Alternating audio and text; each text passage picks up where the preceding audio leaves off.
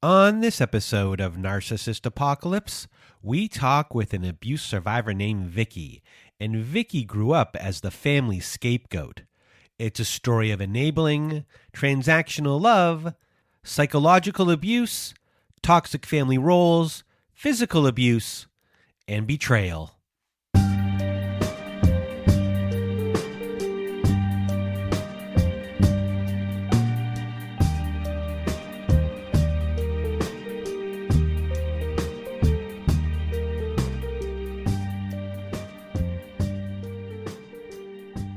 Welcome to Narcissist Apocalypse, everyone. I am Brandon Chadwick, and with me today we have Vicky. How are you? I'm good. How are you? I am doing well. Thank you for asking. And if you want to be a guest like Vicky is today, please do go to our website at narcissistapocalypse.com, fill out our guest form, and we will go from there. Also, at our website, we have a support group with Zoom meetings every Wednesday nights, Thursday afternoons, and Saturday nights. And we also have a newsletter at our website as well, where you get a free reflection workbook for every new survivor story. And that is a weekly newsletter, all at narcissistapocalypse.com.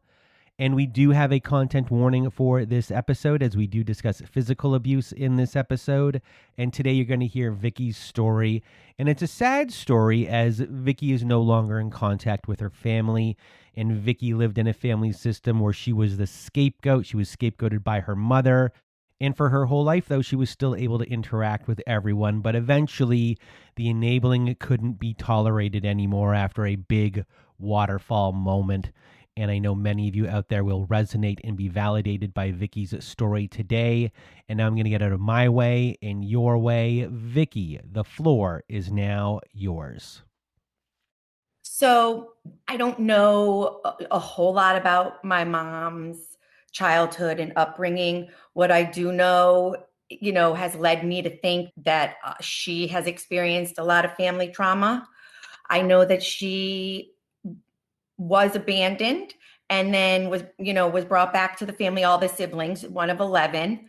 And I don't think they had a whole lot of money. It was the 50s and 60s, and they did that the best they could with 11 children. And I know that she was in and out of foster care. And I think that probably contributed to a lot of resentment. And originally I had thought that her childhood had nothing to do with it. I thought it was something completely different. And I've had so much time to think about everything since all of this happened that I actually do think that was the catalyst. So she, like I said, was in and out of foster care and went and lived with this amazing family who owned a dairy farm. And so growing up, that was where she would bring mostly me, but my family and I would go there. And those were my grandparents. I think I only met my biological grandfather, maybe, or grandmother. I think grandmother a few times. And from my experience and memory, I did not like her at all. And so my dad grew up a poor childhood, but a little bit different. His mother was extremely loving and kind and generous. And so he grew up in southern Italy and moved to the United States when he was around, right, pushing teenagehood. And so he had a different upbringing until then. It was a poor life, but it was a good life. And I think he acclimated very quickly. But throughout even his adulthood, my grandparents were a staple in my father's life, and they lived rather close. So, and I loved being around them. It was nice. And I think that he had that warmth and niceness about him a long time ago.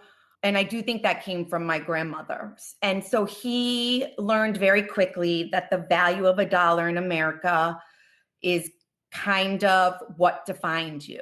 So that started his journey in entrepreneurship. So eventually your parents do meet. So what was their relationship like? They met quickly. I think that there was a chemistry initially.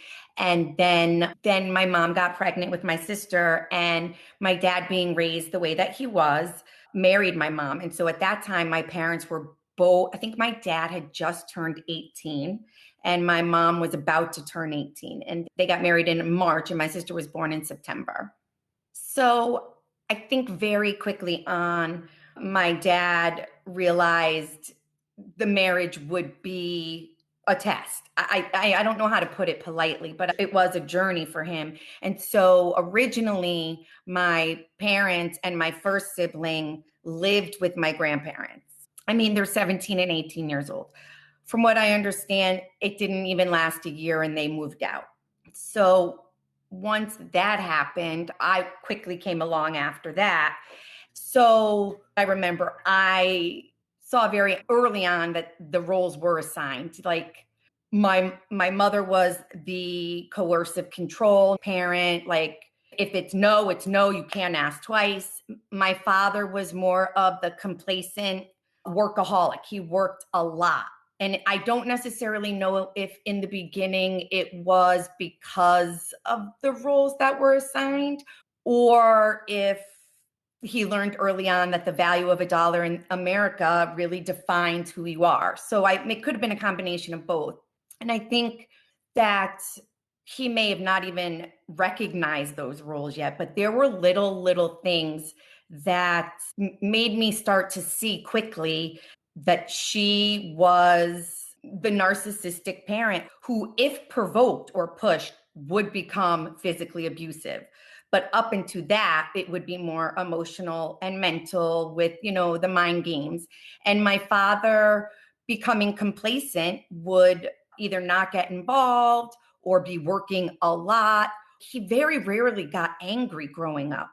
But I do know that if I was becoming defiant to her definition of defiant, and she said, I'm going to call your father, or I'm going to tell your father about this, I mean, I shut it down. Because he didn't really get really physical with us.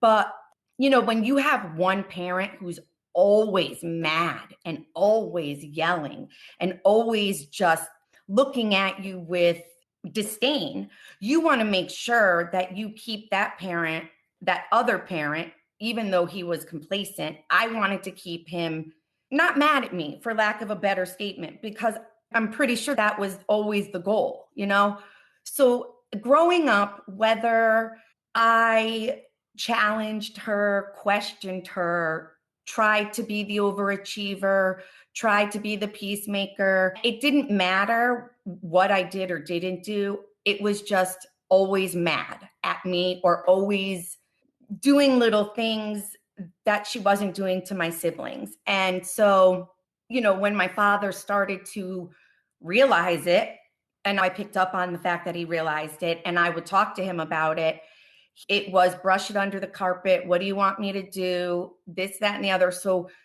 going into adulthood, I learned that I really didn't have him either, but I absolutely know, not just to me, but to other people, every relationship, I feel like with both of my parents in different ways, but with starting with my mother, it was always transactional, always like, well, I did this for you, you should do this for me, or I don't know why you're being so sensitive about this particular issue, because look at all the things that I have given you and done for you. And so it started to become even transactional emotionally. Like I would try and do things to just let her know that I was trustworthy, that I did love her, that I wanted to be her daughter and her best friend.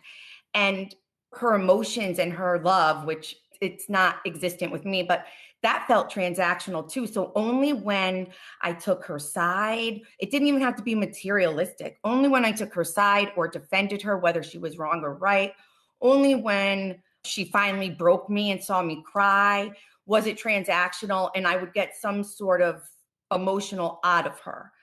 But with my dad, it was extremely financial. Like, the day after a huge fight with our mother, he would give us money to like, I don't know if it was to keep us quiet or to like brush it under the carpet, but I do know that I think he thought he was doing the right thing, when I feel like it was creating a bigger monster and pacifying really atrocious behavior that would make someone wonder why she had more children, to be quite honest with you. So, this is how the functioning of your family is starting to look like when you were younger. And people are going to eventually hear the story of this family system where you're a scapegoat and how others are treated in relation to you. So, right here at this point within your story, let's discuss the other players of your story, and that is your brother and your sister. So, when it comes to them, what is everyone's role? Do you each have a function, and what are your relationships like growing up? So I felt like I was trying to figure out as an adult after all of this happened what role I really played. And I thought it was so many different things. I thought it was the peacemaker, but it wasn't. I was definitely the loyal one because growing up, I have an elder, a sibling, a sister, and then I'm the middle child, and then I have a baby brother. And in my culture, having a boy is kind of important. It doesn't always happen. So I think when I was born, I think it was hoped that I was a boy. And when I wasn't, I do feel like and I remember distinctly kind of being pawned off on my dad. So instead of the bus taking me home, it would drop me off at the family business because she just absolutely did not want me there. And then my brother was born, and it was, and I feel in my heart that may be why she tried for another child. I'm sure she wanted a boy. So once that happened, it was even worse. Like I was with my father all the time simply because she didn't like me. She didn't want me around. And I mean, I would beg for attention, right? So my sister, what is the overachiever kind of? She was kind of quiet growing up and didn't really challenge my mom a whole lot. That may be why I got it worse. But and I don't remember my sister and I's relationship when we were super, super young. I feel like we were close because we shared a room until we moved to the town that I currently still live in. And then we had our own room. But I do feel like we were very close. And I remember, I wasn't only the only one that she would sort of target. But I can tell you that my brother was never the target. Never, never, never. And I do think that goes back to her childhood. Like her mother really didn't stick around. I definitely feel and know she has disdain towards women in general. And so my father was working a lot, and I was with my father all the time at work. We would go home together. And then we moved from that particular town to the town I'm currently the only one living in. And then things become very vivid. And I feel like I start to excel a little bit and really didn't come to any of my games. I always would go to watch my brother play his sport. I think she went occasionally to watch my sister play her sport and would really boast and mostly talk about my brother. And there were incidences where, I only remember my brother being physically reprimanded once or twice for blatantly disrespecting one of my parents. It was never a just because. And there were never any mind games or emotional mental abuse towards my brother, ever. So much so that my brother was allowed to do whatever he wanted. And my sister and I were really kept under a very tight leash. And so my sister graduated high school, went on to college, excelled there. But again, I don't think my sister was the target until she got engaged and then started to get some attention. And I feel like that sort of shifted it off of me for a little while, not for long. And then in the interim, no one's paying attention to the golden child who's really footloose and fancy free, doing whatever he wants, gets kicked off of his athletic team for disrespecting the coach in public, and a blatant disrespect. And my parents defend my brother to this day that the coach was a jerk. And they glorify him like he was such a good athlete in high school. No, he wasn't. It doesn't equate to someone who gets recruited by a Division III team and gets to go play in college, but that's never talked about. Hi, everyone. If you've been listening to Narcissist Apocalypse for a long time, you probably know I haven't done host read ads in years. And that's because all I really have with you is trust. So as time has gone on, I become more careful about what I bring to the show, especially because survivors deserve care from people who understand trauma and aren't treating it like some side issue. That's why I wanted to tell you about Rebound Therapy. Rebound offers specialized virtual treatment for people ready to work through past trauma and reclaim their lives. What stood out to me is that their therapists are carefully vetted and trained in evidence-based treatment. They pair their clinical expertise with deep support from survivor advocates who have lived experience to support your healing process between sessions. It's covered by many major insurance plans like Aetna, many Blue Cross Blue Shield plans, and more. Head to hellorebound.com/NA to check your insurance or get matched with a therapist. I'll also put the link in the episode description. So, this is how your family is living. Your mom is in control. Your dad has his own issues. We discussed before the call that your dad does have an allegiance to whatever your mom says. He will eventually always kind of have her back at the end of the day over everything else. And your mom has designated your brother as the golden child as well. So all of these dynamics are at play here. So what is your relationship like with your brother, even though you're both treated in different ways? That's a good question. So at this time, I am very close with my brother. I mean, I would say I was close with my sister, but for a good gap of years, I was very close. We were all very tight, but I was extraordinarily close with my brother. I mean, if I went out without him, people would be like, oh my gosh, what's wrong? Where's your brother? There was 5 years between us, but I really felt like we were just joined at the hip. And so we shared a lot of things. At this point, though, he was still kind of young. And so he wasn't, working at the family business. My sister at this point didn't want anything to do with the family business. She was kind of doing her own thing, which I think is great. And so, yes, everyone picked up on the dynamics in the house. Everyone. And I feel like we all fell into place in terms of our roles. And right around the time that I got engaged is when things really started to change dynamically for my siblings and I. But yes, we all knew the dynamic. And my sister and I would talk about it. And we would cry to each other. And it was sort of this bond that we had because we were the only two in the house that really could understand it. And my mother thrived on that. She thrived on the transactional. She thrived on making us cry. She thrived on when we argued. And so once I got engaged and started to get a little bit of attention, at this point, my sister's not living in the state anymore. She and her husband have found some really great jobs in another state. And so I met my husband.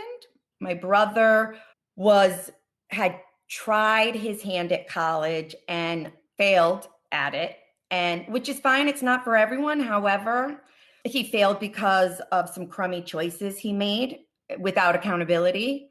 And so he went and worked at the family business. In the meantime, we're all still really close. There's really not a whole lot of issues that would start to put fractures in the family, although there were like little mini cracks because of her. But it was a good time at that time. And so we kind of all just let those things slide. And then, like I said, I got engaged and there were some really great things happening. I was working a really great job. I was going to school and getting my master's in a really great field. And I think that made her mad. That made my mother mad because one had failed and was working at the family business, which growing up, I would have not chosen college and I would have went right to work at the family business had I been given the choice, and I wasn't. So I wanted to be there throughout my life. From probably 13 up until this incident, I had worked there all the time. It's a family business, So I don't know what clicked and what switched, but from that moment on, I feel like lots of things changed. My relationship with my brother, my relationship with my mother and father, and not so much with my sister. I was still pretty close with her. So this is a moment of time here where things change, where you're kind of doing your own thing. Your brother by default is being brought into the family business, which is something you actually dreamed of. So what happens from here? So I feel like, again, things at this time, I feel like they were pretty good, although when they're quiet, it usually means like the pot is stirring. Things were great. Like I said, I had this great job. I was happy. I was thriving at that time. And I thought life was good.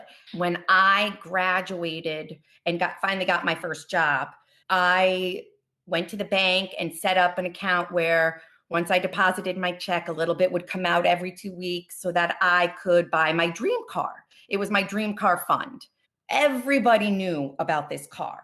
Cousins, aunts, uncles, siblings, I mean, my friends. It was just since I was a young girl, probably 10, this was my dream car. And I had finally gotten a job. I'd always worked, but this was like a legit job. And so I started to save for it. And I was pretty proud of that, actually. And that Christmas, the Christmas after I got engaged, we had all opened our presents. I was treated well that Christmas. I got, a lot of things that I would have need for my new home once I get married.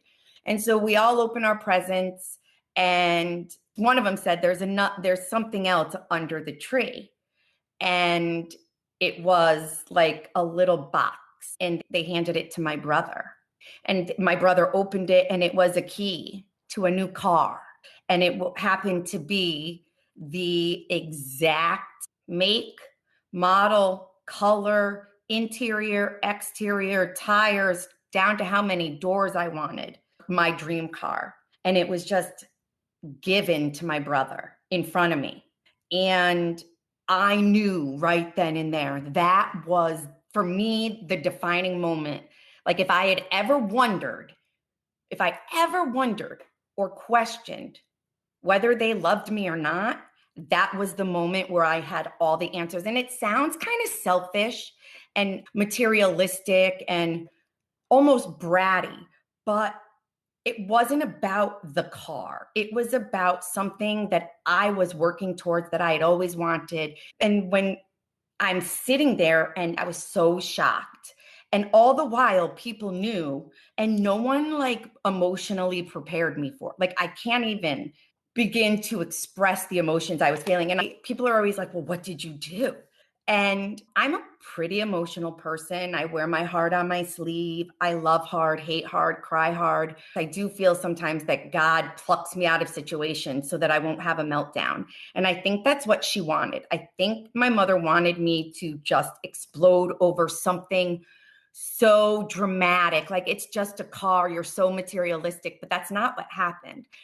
I actually politely excused myself and went upstairs into the bathroom, locked the door, and bawled my eyes out. And maybe 10 seconds after I locked myself in there, I heard a knock on the door, and it was my father. And he's like, "Are you okay?"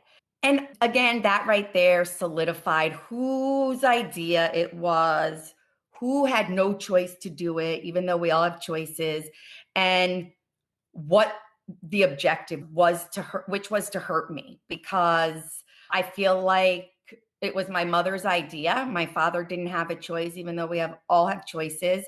And it was my mother's goal was to hurt me, because for whatever reason, that would be a question you'd have to ask her. And when I did ask her, she blamed my father and said we both decided on the car, the whole slew of things. So right there, I felt also like my parents had both put my brother and I's relationship in a really unfair position, because even though my brother had no idea, it definitely caused some unexpected resentment. And, I fought myself on that, because I felt like I was being bratty. Like, why would I resent my brother for that? But that was like the worst. For me, telling that story is easy. It's reliving it in my head that's hard. Like running the scene through my head about him opening that box. And it was like a movie, like a record player had stopped, and it was like, and all the heads that were in the room went and immediately looked at me. It was insane. And so I knew then. And then a couple weeks later, my brother went to rehab. So we supported him. We all rallied around him and were there for him, as of any family should be with addiction. It's a difficult thing. And then he came home and, he was in and out of those kinds of treatment places.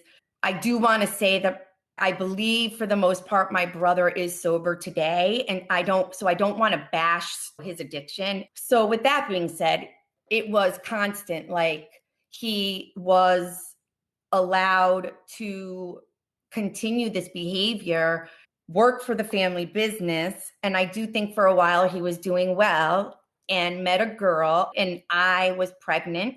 And all this time, my father is feeding into this family portrayal on the outside that we're all perfect, And so he's paying for my master's, he's paying for my wedding, he's transactionally making sure that everything is under that umbrella, right? And so I think in the interim, that sort of made my mother feel content in the moment, because up until he has started using again, and we are both out at a bar together. So one night we were hanging out, and he was going to get in his car and drive. And I was in my car, and I'm like, "You're not driving, just get in my car." And he's like, "No, give me my keys." And I'm like, "Listen, please just get in the car. I will bring you back tomorrow to get the car." And he said no. And I said, "Well, if you get in that car, I'm going to call mom and dad right now." And he got very angry and punched the side view mirror clear off my car. And I was furious. There was no accountability. I think I paid for the side view mirror, and my father paid me back. And so one night when we were talking about the side view mirror and me or my father paying for it, it infuriated my brother. And from this moment on, my brother and I's relationship was fractured. He was so angry at me. He was standing next to my mother. I was standing next to my father, and he looked at me and screamed with such anger. And he meant it. And he looked at me and he said, "I hope you effing die, you effing C word." And neither one of my parents did anything. And so I knew from that moment on that my relationship with my brother was altered. And it also, again, shifted a little bit with my parents for not standing in. So eventually you do recover. Your family's still in this kind of place where things are fractured. We know that this fracture is there. It's not fully being addressed. You're kind of going along. And then in 2013, this is when you get involved in your dream, which is being part of the family business. So what happens from here? So in between that time and 2013, I was married happily. So when my husband and I got married, I moved in to the home we're in now. I was actually working, not at the family business, doing great, and had decided in 2013 that I wanted to be at the store, and I wanted to be as involved as possible. With that being said, of course, my parents said, yes, come and work. I didn't want to leave one job without having another. I had 2 children and a mortgage, and so I wanted to be sure. And my parents said yes, but as much as they said yes and welcomed me with open arms, it was transactional, as it always is. So I took like a $50,000 pay cut to go work there. And so I accepted that, and I was willing to put in the work and do the work to earn the pay that I wanted. At this point, my brother is not involved in the family business. And so my parents were afforded the ability to travel. And so that's what they did. And I was always there, always. I was there if they were not in the state or physically able to be at the family business, I absolutely was there. And so in this particular business, you have clients and customers who build relationships with employees. And, sometimes there's a preference, sometimes there's not. Sometimes the relationships are really just from being long-time loyal clients of this business, right? And so customers, I don't think they preferred me, but customers we enjoyed talking. And I can be engaging, and I know that. And I do enjoy talking to people, and I think that they know that. And so I think there's a personality trait that I might have that she just didn't like. And so working at the store put me in her direct line of fire. And so if I did something, said something, had a customer or client make a big purchase, or if a customer or client gave me a compliment, that would be the driving force behind punishment. So I would get punished. So I had multiple conversations. Please start teaching me to do this and this. And it wasn't even the financial aspect of the business. It was more like the guts. Like I wanted to learn what they were doing so that one day, if he was traveling more, I'm able to do that. I was told no every time. No, no, no. I was told, if your brother doesn't get the business, nobody will. So between that time, there were so many incidences that happened at work where my father could have stepped in and didn't. For example, we had this person come in, and I happened to be helping this person. And while I was, bagging up what this customer had purchased, my mother is standing there talking to him, and they're just conversing really lightheartedly about families. And this man said, that he had 2 daughters and a son. And, my mother says, with pride, while my brother's incarcerated, with pride, she's like, oh, I have 2 daughters and a son.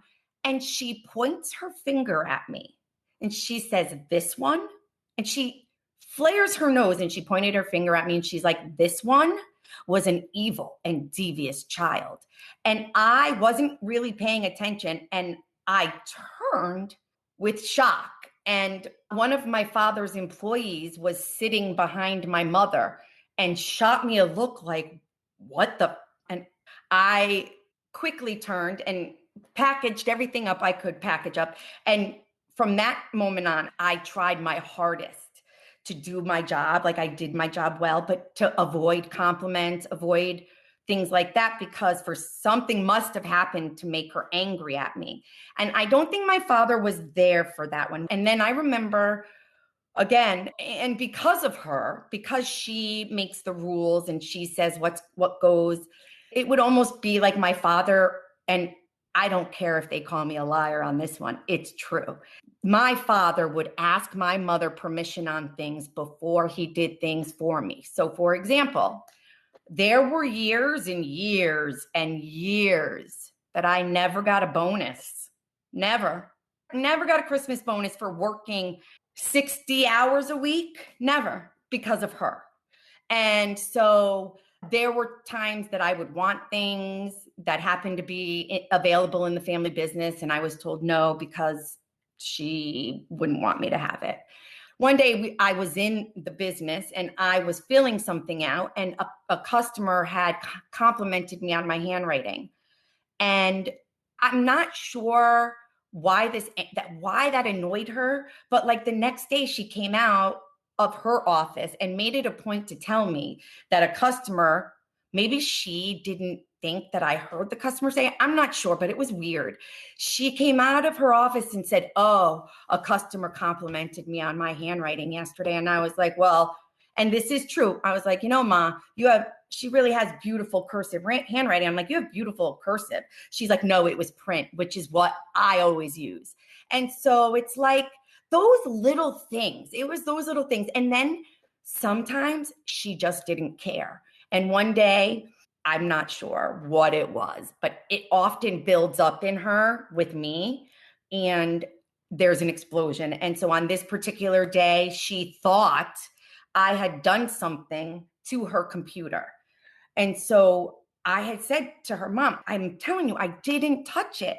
And She thought I was lying, and I pride myself on being a pretty honest and truthful person. But anyway, and so I was doing something in the business, and she was just standing there, and she goes, "Well, are you going to help me?" And I looked at her and I said, "I didn't know you wanted me to help you." And she lost it. Like, that was the switch. She came up to me, she grabbed me by the throat and slammed me up against the wall. And I was so shocked and taken aback. I don't even remember what she was saying to me. But I do remember saying to her, because this wasn't the first time she had done something like this to me, it was the first time she had done something like this to me in the family business. So I said to her, "Are you doing this because I'm smaller than you?" Like, I was pissed. I was angry. Like, I was irate at this point. And my father is there, and one of my father's employees is there, and no one is helping me. Everyone is just standing there. I was so upset because I am looking around at these people. I mean, there were no clients or customers there. It was just the employees and us. But I'm thinking, if I saw someone do this, if I was too scared to physically get involved, I absolutely would say, oh my God, calm down. Like, something. You don't just stand there. And then if it was my kid, you should probably run, because I will tackle you like a WWE wrestler. I am not even trying to play. If anyone touches my kid like that, including my husband, you're done. And so I left, and I didn't go in the next day, and I didn't tell my father I was coming in because I was just so angry, and no one called me. So I went back to work, and my mother wasn't there, and it was just my dad and I, because that's who was there in the morning. And so I got the courage to look him in his eyes and say, "You owe me an apology." And he said, "For what?" And I said, "For the other day, for not protecting me, for allowing it to happen." And he told me not to hold my breath, and he would never apologize to me. And so that was all before COVID. And then COVID hit, and we were all forced to shut down, right? And so I stayed home. My husband is a first responder, so he didn't have a choice. And I stayed home with the kids, my boys, and while they did remote learning, and until things started to open back up. And so in that time, I found a way to keep my brain occupied and started refinishing furniture, which quickly took off on social media. And so because of that, I started to get pretty busy and had to register this business as an LLC with the state. Because I was making money, I didn't want to not claim it. So I was so proud of myself for that. Like, I started that business by myself with no help, no money, zero money. And I was really proud of myself for building it enough where I had to claim it as a business.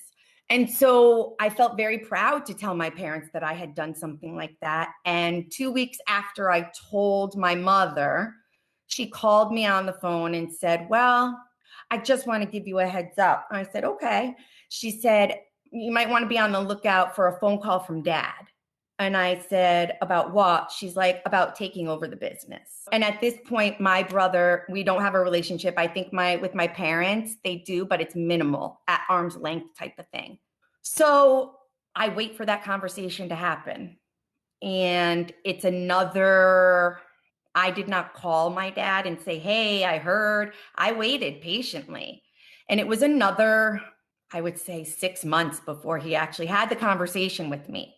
And I should have known then to say no, because it was just so impersonal and so like on the fly. Like, we were at my son's baseball game, and I was waiting in line to get my younger son a hot dog. And my dad is standing there with me, and he's like, "We really need to talk." And I was like, "About what?" He's like, "About you taking over the business." And I'm like, "Oh yeah, you want to talk about this now?" And I'm just like, I get it. Maybe that he was trying to extend an olive branch. So I was giving him a little bit of grace there. But I don't think it was authentic, and I don't think it was real, and I don't think it was sincere. I think again, this is my opinion. I don't know the facts, but I do think, after being told for so many years no, I do think the fact that I had started my own business and was becoming successful made someone resentful. So after my dad and I have that conversation, I decide to have both my parents over. I wanted my husband and I and my parents to sit down so that we could all just be as honest as possible. And I thought that would have made them happy. Like, she's not going to keep any secrets. Like, I wanted to communicate to my mother and my father so no stories got mixed up. And I was very honest with them. And I said, I absolutely am ready. I want to learn. I've wanted to learn. I said, I have some requests and contingencies and, some non-negotiables. And so I told them those things. And I said, and this is nothing against you as parents, and this is nothing against my siblings. This is really on me only. But for me, I cannot go into business with my siblings. I was brutally honest, and I thought that would be a good thing. And they both agreed. They said, well, one sibling doesn't want it, and the other sibling isn't going to get it because of the life choices they've made, right? So great. I go back to work, and things are great. And around 3 years after I go back, my father says, now my brother is in our lives and doing well. He's married with his own children and has a job. So he's thriving in his own world. So my father says to me, I really want to talk to you about something. I said, all right. He said, I want to bring your brother back to work here. And I was like, why? He has a job. He's doing very well at this job, really well. And he seems to actually like it. People are holding him accountable there. He has responsibilities. And I feel like he thrived at that job. And so my father says, well, it's my obligation as a dad, and this is the family business. I can give him more. And I wanted to be like, so for 10 years, when I was making next to nothing, you didn't feel that way about me. But I didn't say that because I knew instantly someone would say, well, it's not about you. You're being a selfish brat, this, that, and the other. So I said, all right, well, at the end of the day, Dad, I don't really think whether I want him here or not holds much weight. But I respect the fact that you talked to me about it before you asked my brother. I really respect that. I said, but I want to remind you and make it clear. I don't go into business with my siblings. So I'll tell you what I'm going to do. I said, I will meet you halfway, and it has to be a 49-51 split. And for the longest time, both my parents accused me of making it about money. And finally, I got angry and I said, it's not about money. I'll split the money 50-50. But at the end of the day, there needs to be a sole decision maker who has the best interest of the business at heart. And I've been here the longest. So there you go. And so my father said, yes, yeah, he lip service. Within 3 years, there was a domestic violence incident at the family business where I was the victim and I was fired in the process, like thrown out like trash on that particular day. It was my dad's birthday. And I waited all day for some invitation to celebrate my father's birthday. Now I knew whatever was happening, because my mother was not here. She was at their vacation home, and my dad had just come home to check in on the family business, do some things, see what was going on. Like, he did that frequently. So it was just him. And so I waited all day. And right about when we were about to get ready to close, I said to my brother and my father, I know that he is coming over to your house to celebrate. And I understand that my husband and I were not invited because things are not great between us right now. But I looked at my father and I said, the fact that you wouldn't invite your grandsons and the fact that you wouldn't invite your nephews who are capable of driving, I think is really sad. And it was a very calm, sincere conversation at that moment.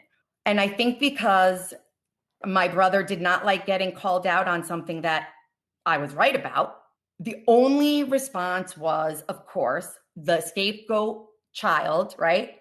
His response is, you really need to stop playing a victim. And I looked at him and I said, I'm not really sure how that applies to what I'm saying, but I'm going to just say that I think it's sad that my kids were not invited. And so I went to walk away, and it's far enough where he raises his voice. He said to me, my brother, "Oh yeah, we all know that you go home and tell your husband everything." I said, I don't know why you're bringing my husband into this, because he's not here. And I'm telling you that I do tell him a lot, but I don't tell him everything. And we all know you tell your wife everything that goes down here. And he didn't like that either. So I've never put my hands on my family members. I've never been to prison. I've never been arrested. I've never gotten in trouble. So in major trouble. But yet my father felt compelled to tell me to leave. So I was like, fine. So I go to grab my stuff and I go to leave and I open the door. And as soon as I open the door, my brother screams and says, "Good luck." I don't remember what it was, but it was something about my husband. And he's my ride or die. So I lost it. I went right back into the store and I'm like, "What'd you say?" I might have said some swear words in between, but I'm like, "What'd you say about my husband? What'd you say?" Why? Because he's a better man than you. And my brother starts to flip out. My adrenaline is pumping, and there's like a 2-foot space between us because there's like a counter there, and my father is on the same side as my brother, holding him back. And so my brother gets so angry that he picks something up off the counter. It is not enough to permanently damage someone, but it was definitely enough to hurt them. And we were in very close proximity. And so it was like this oval pad, and it was hard, but you could break it type of thing, not break it in half, but it was hard. He picked it up like a ninja star and literally tossed it at me right at my face. And so it hit me, obviously. And I was like, what? I couldn't believe it. It was insane to me that someone would do that. So because there had been incidences in the past where people in my family had put their hands on me, a long time ago, my husband and I had a conversation and said, "What am I going to do if this happens again? Because now it's twice." My husband says, "No more. We call the police." So as soon as my brother had done that, I called my husband on speaker and I said on speaker to my brother, I said, "You are done. I am going to the police. This is unacceptable." So I go to the other side of the business, and I don't remember what my father was saying to me. He was quite a ways away from me because the business is large. And I don't remember what he said to me. And I must have said something back that angered him. I know that he was angry that I was going to go to the police. And so I must have said something that angered him, because he then picked up the same exact object, but a bigger version of it, and lifted it as if he was going to throw it at me. And I charged my father. I didn't charge him and get in his face, but I made sure I started to walk towards him. And I was like, "Go ahead, throw it." I'm like, "I dare you, throw it. I dare you." And he put it down and he's like, "I'm not going to throw it. I'm not going to throw it." I'm like, "But you were. I go, "That's nice, real nice." And so I said to him, I said, and again, I'd run this conversation. I knew things were falling apart because I felt it. I saw it. His behavior towards me was changing, my father. And so I looked at him and I said, "You have lost all of my respect. I no longer trust you. And I think you're a piece of shit for not protecting me and not defending me, even after 49 years.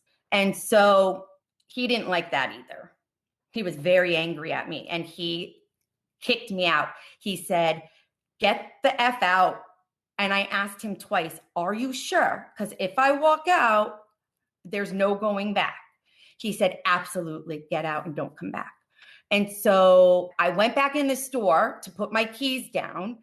And when I went to open the door to go in to put the keys down, my adrenaline was pumping and I didn't let go of the door. And there's like metal rods on the outside to keep it safe. I sustained a complete right rotator cuff tear. So when I did that, my arm went limp and I couldn't even move it. And the pain was indescribable. All that adrenaline pumping. And I went in, I went and I just placed the keys on the chair and I walked out and met my husband at the police department. While we were at the police department, my children hear about this and they drive to the family business to talk to my dad. And they are met at the door by my brother, who says, "Not today." And my 18-year-old says, now my 18-year-old is the oldest of all the grandchildren and the pride and apple of my parents' eye. He says to my brother, "I want to talk to my grandfather." And my brother says, "No, not today, buddy." And my brother goes to close the door and my son prevents that. And my brother proceeds to say to my son, "Don't be a tough guy, you effing," expletive that would challenge, which is a horrible word to call someone, whether they are gay or not. And I'm going to leave it at that because I don't like to use that language. So my son turns to my father and says, "Are you really allowing this? Are you going to let?" I think my son was absolutely blown away because that's not the kind of relationship my son and father have. And so my son says, "Are you really going to allow this?" And my father turns to my son and says, "Well, you're a man now. What do you want me to do?" So I knew things were over at that point. My mother then has the nerve to call my son, who she hasn't spoken to on the phone in months, and says, "We're worried about her. She hasn't spoken to us in 3 weeks. She's unstable and erratic." And my son replies, "I really am unsure what you're trying to say, but my mother is not crazy." And that was the last time they spoke on the phone.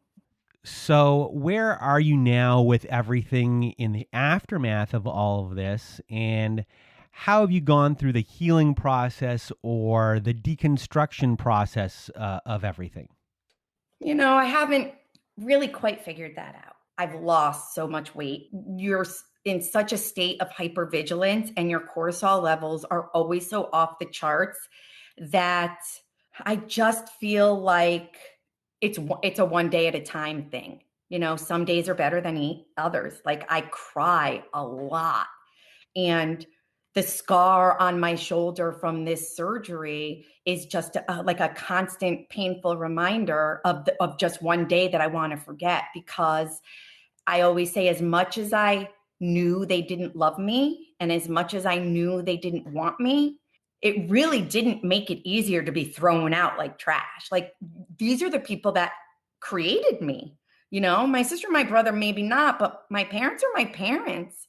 So to come to the realization that staying silent and doing all the right things within the family got me in the exact same spot as if I had spoken out from the rooftops and told everybody what had happened anyway. So it's just a process. I feel like I heal a little bit here, I heal a little bit there, but it sucks, even though I know they don't want me. And to be honest with you, I'm not interested in having a relationship with any of them right now.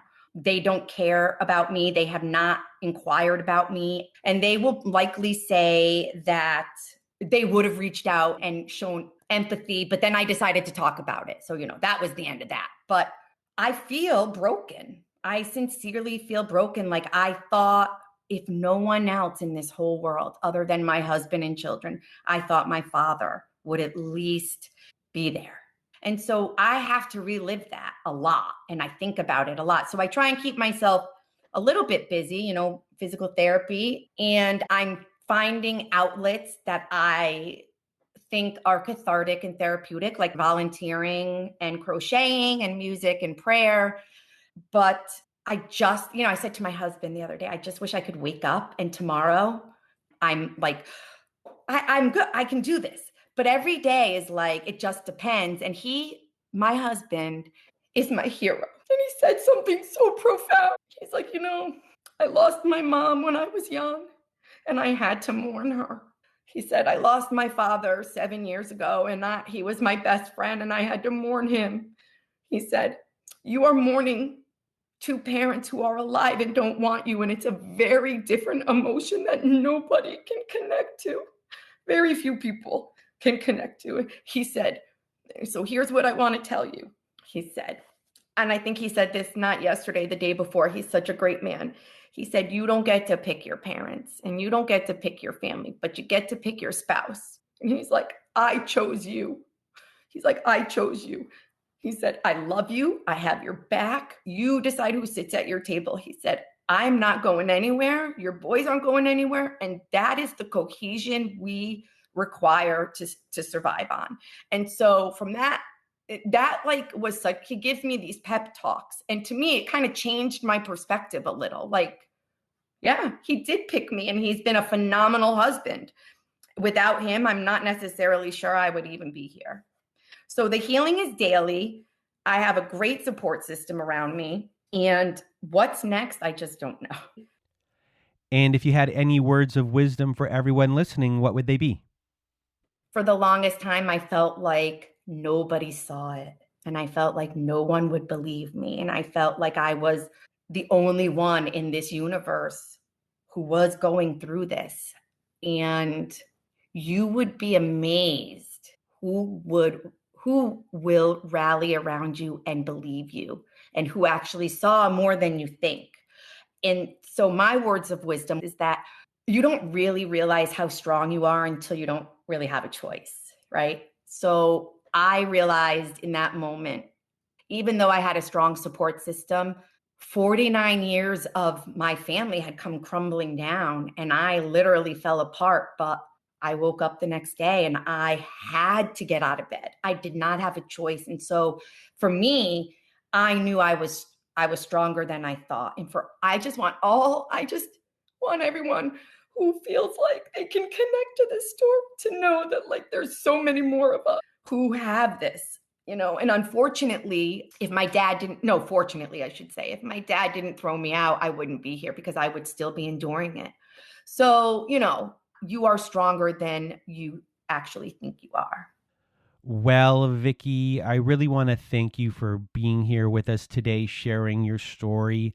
And it's just sad. It's sad that it had to come to this, and that the person that you thought was the one person in the family that would have been there for you when push came to shove, that you hope that they were going to shove back, and they had one last chance to do it and they didn't do it. And there's a sadness that will be there for a long time, probably till the end of time. And there is no recovery from that betrayal. And I think everyone here today is just giving you a big hug, and you're dealing with it the best way you can. We're happy that you have your own family to be there for you as well. And just a really big thank you for sharing with everyone today. Thank you. Well, thank you, Vicky, once again for being our guest. And if you want to be a guest like Vicky was today, please do go to our website at narcissistapocalypse.com, fill out our guest form, and we will go from there. Also at our website, we have a support group with Zoom meetings every Wednesday nights, Thursday afternoons, and Saturday nights. And we have forum boards for you to post on to get the validation you need from survivors just like you. So join our support group today. And we also have a newsletter at our website where you get a free reflection workbook for every new survivor story. And that is a weekly newsletter, all at narcissistapocalypse.com. And that is it for today's survivor story. So for myself and Vicky, we hope you have a good night.